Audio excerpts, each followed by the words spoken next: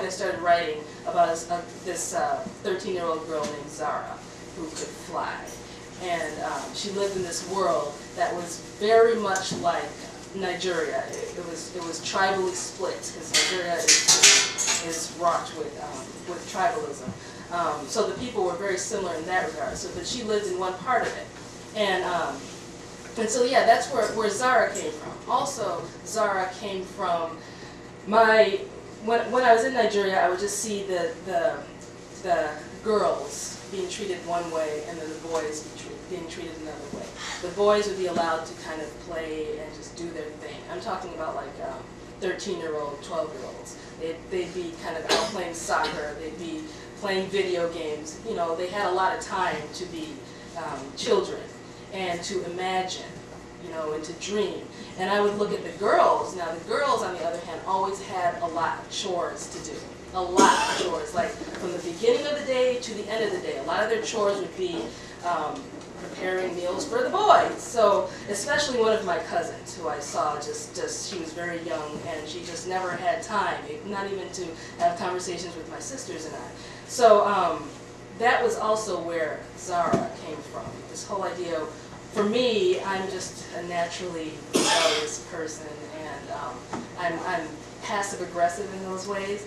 And so I kind of started writing Zara. Zara is an adventure story.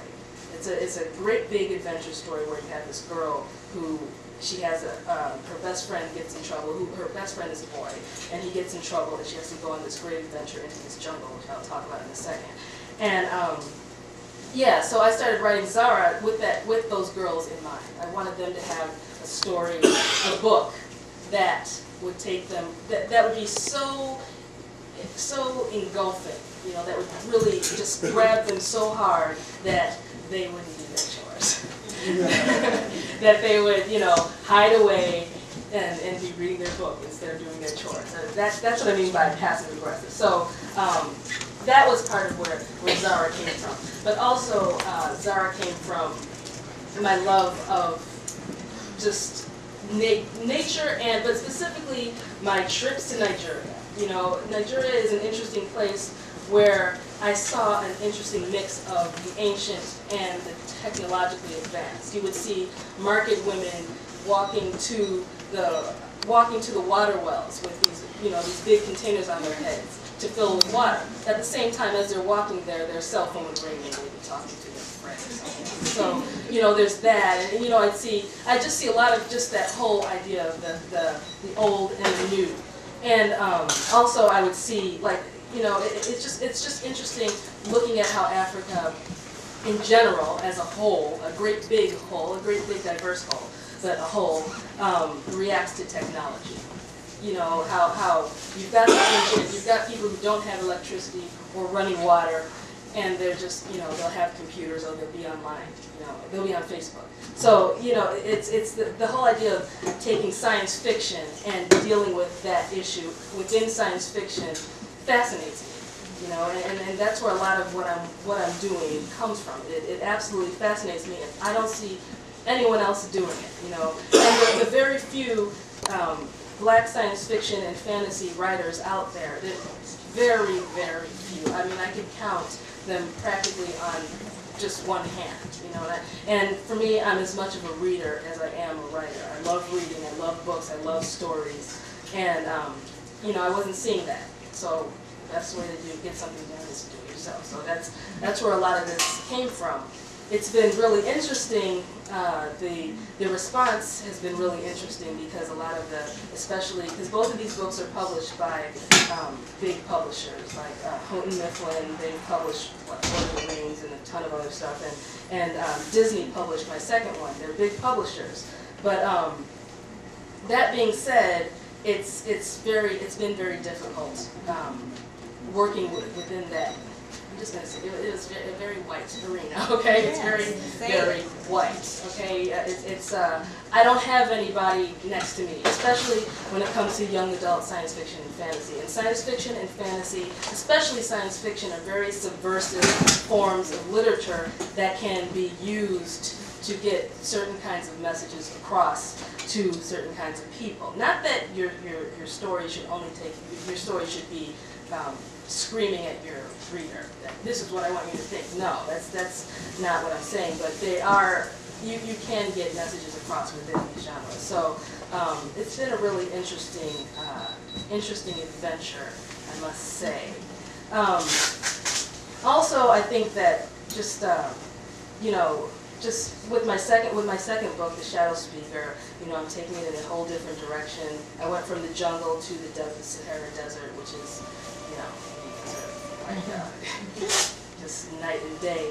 And you have different cultures going on there. I'm dealing a lot with Islamic culture too, African Islamic culture, which is a little different, which is complex in a way that I don't see being explored enough either. So even though these are science fiction and fantasy books, there are a lot of different things. There are a lot more than that. There are also cultural explorations. I've got a lot to say. I've got a lot to say in terms of culture, and I've got a lot to say in terms of environment. That's another thing that I deal with. So those are my main things. And what I just want to kind of reiterate the fact that this is all about the imaginative. I feel like the Black community, is lacking that. I feel like there isn't enough space, or it's not accepted. For example, look at Michael Jackson's passing. After he passed, I just kept thinking, look at the musical artists out now. How many of them can just let it hang out, just be creative, be openly creative.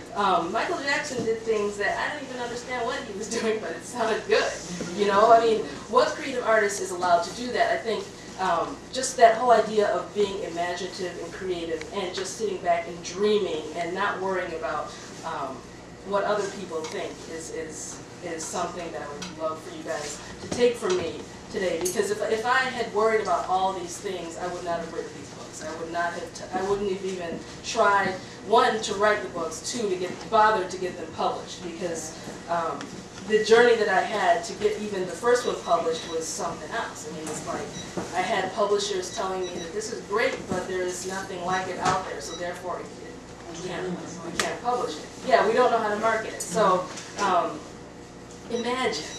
Imagination comes first. That's the thing about science fiction and fantasy. They get you to imagine things. Imagination comes first, then action.